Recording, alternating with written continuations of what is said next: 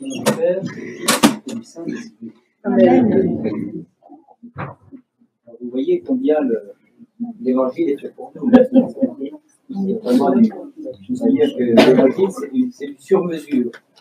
C'est pas du prétention, c'est du sur-mesure. L'évangile, c'est la parole de Dieu pour nous maintenant, en ce moment, toujours nouvelle, toujours. Voilà, parce que nous cherchons Dieu seul est immuable. Cette parole immuable, eh bien, elle est dans notre cœur d'année en année pour des lectures comme on vient de les faire, qui sont, je peux dire, rentrées dans la culture universelle vraiment en profondeur. C'est vrai que le paralytique, c'est vraiment des territoires absolument connus de toute la planète. Et puis, cette parole, je suis le bon berger, je suis la porte, j'ai conduit les brebis, c'est au fond de nos cœurs, mais pourquoi ces textes-là nous sont donnés aujourd'hui? Enfin, nous sommes le deuxième dimanche du Grand Carême, comme vous le savez, et on a déjà commencé à prendre un rythme comme ça. Vous voyez, cette semaine, c'était, je dirais, la première semaine, c'est très spécial, parce qu'on a eu lecture du Grand Canon de Saint-André de Crète, mais la seconde semaine, qu'on vient de vivre, c'est je dirais, le rythme de croisière du Grand Carême, avec la liturgie des présanctifiés le mercredi, la catéchiste à la Mère de Dieu le vendredi, les prières pour les défunts le samedi, les vestes, puis ensuite, comme on l'a fait pendant tout le Grand Carême, la prière au nom de Jésus, donc avec un renforcement, et Père Martin le dit souvent, Père Laurent également, c'est vrai que si on ne connaît pas, si on n'expérimente pas un minimum ces offices de semaine, on passe à côté du carême. Mais totalement. Parce qu'aujourd'hui, comme vous le voyez, nous sommes habillés avec des vêtements de la résurrection, de couleur claire. Notre tête lui-même est pareil de couleur claire.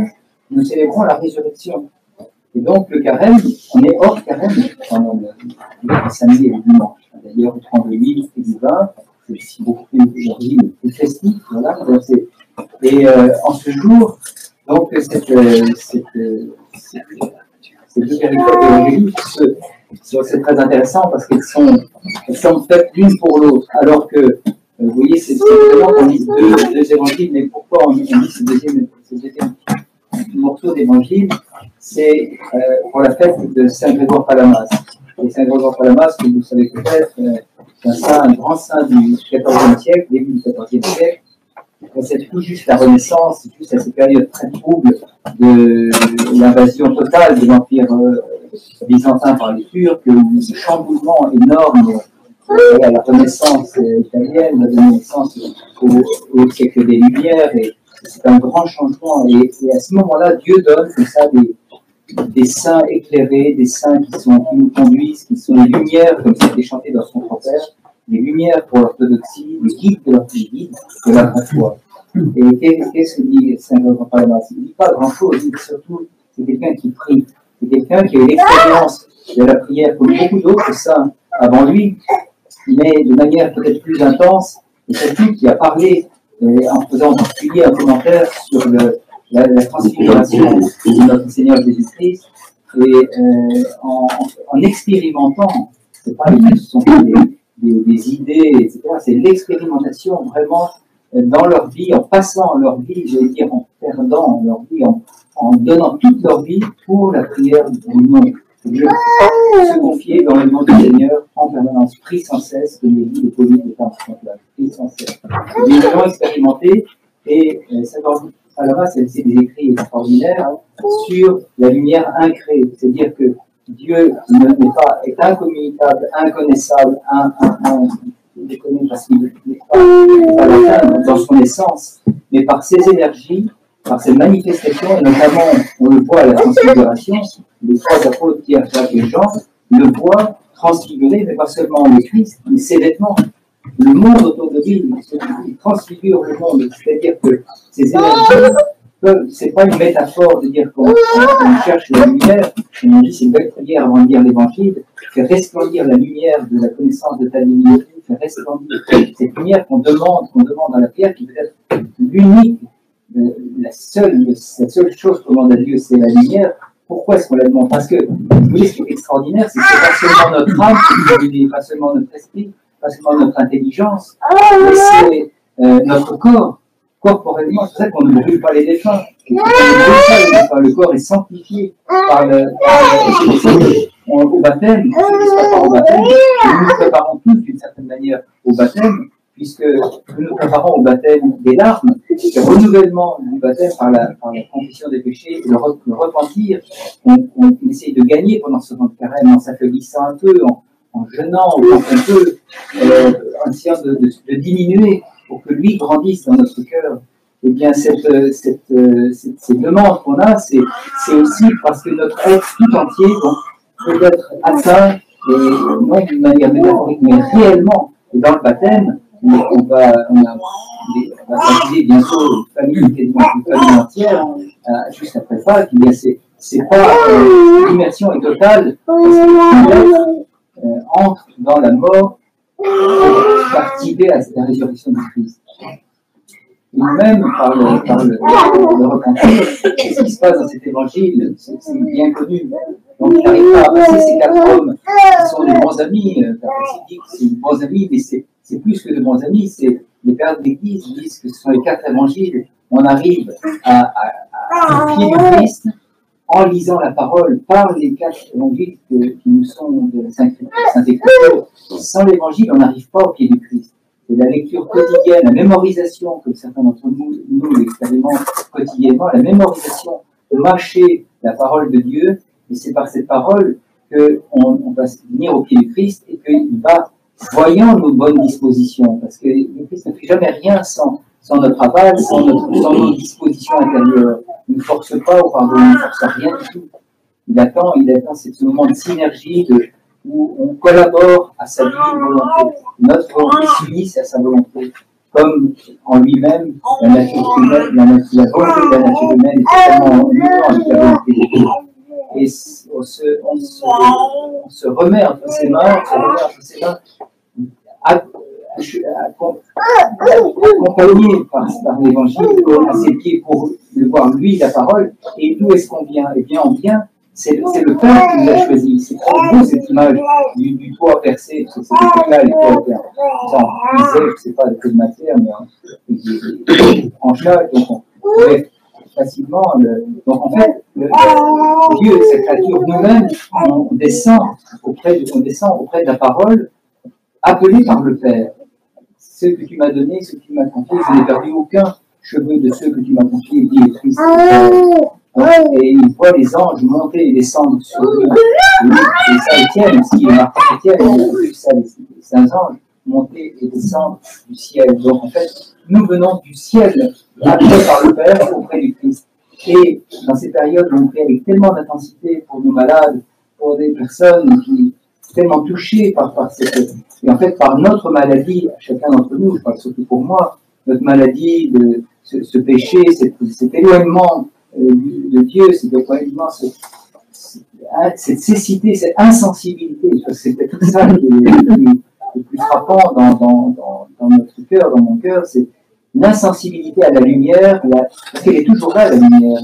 D'abord, le Christ n'a pas été transfiguré seulement d'abord. Le Christ, il était en permanence transfiguré. Mais au d'abord, les apôtres l'ont vu, ont été. Parce que ce qui est extraordinaire, c'est que la grâce de Dieu, elle transfigure nos sens. Elle permet à nos sens d'être illuminés de l'intérieur. Et on pourrait dire même nos sens sont faits pour ça. Ils ont été faits pour être transfigurés et pour voir la grâce. Mais combien de fois on voit la grâce, combien de fois on voit l'Esprit Saint descendre sur la communauté, combien de fois on voit ce que Dieu veut nous donner dans cette prière intense qu'on a pour nos frères, nos sœurs atteints dans leur chair. Nous sommes tous avec nos malades, nous sommes avec nos malades. C'est pour nous que nous prions. C'est nous qui sommes tous sur ce grabat. Et le Christ dit, lève-toi, prends ton grabat, marche.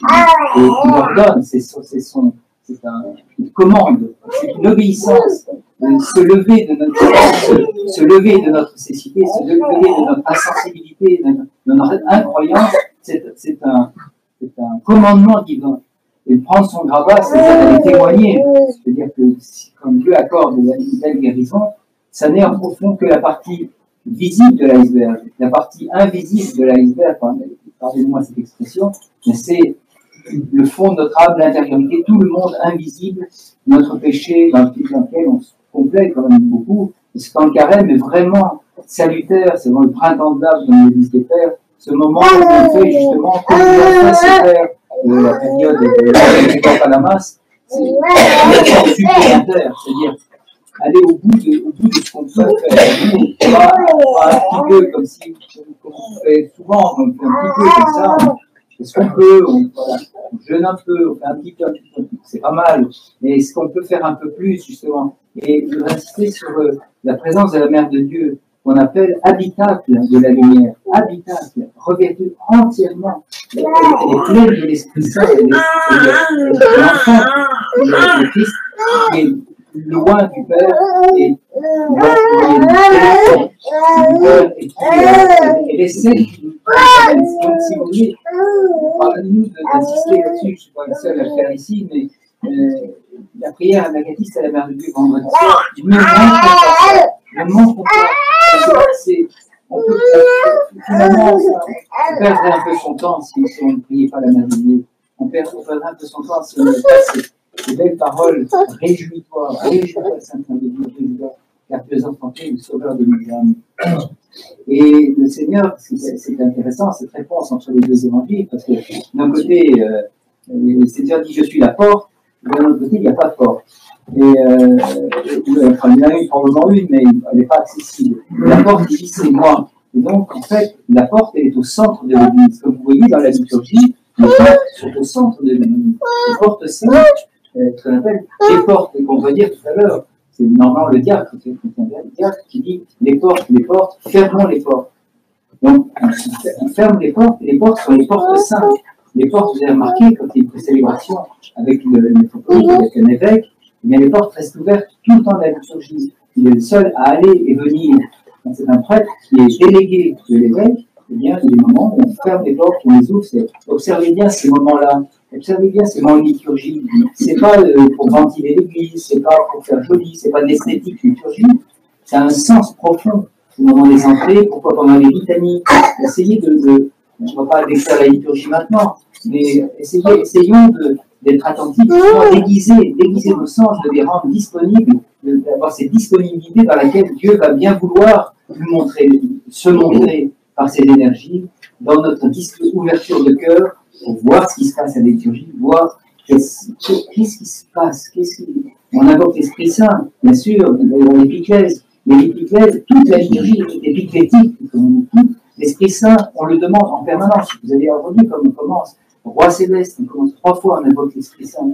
Et en entrant dans l'église, on vient vénérer les icônes. On a, la semaine dernière, manifesté par une belle procession.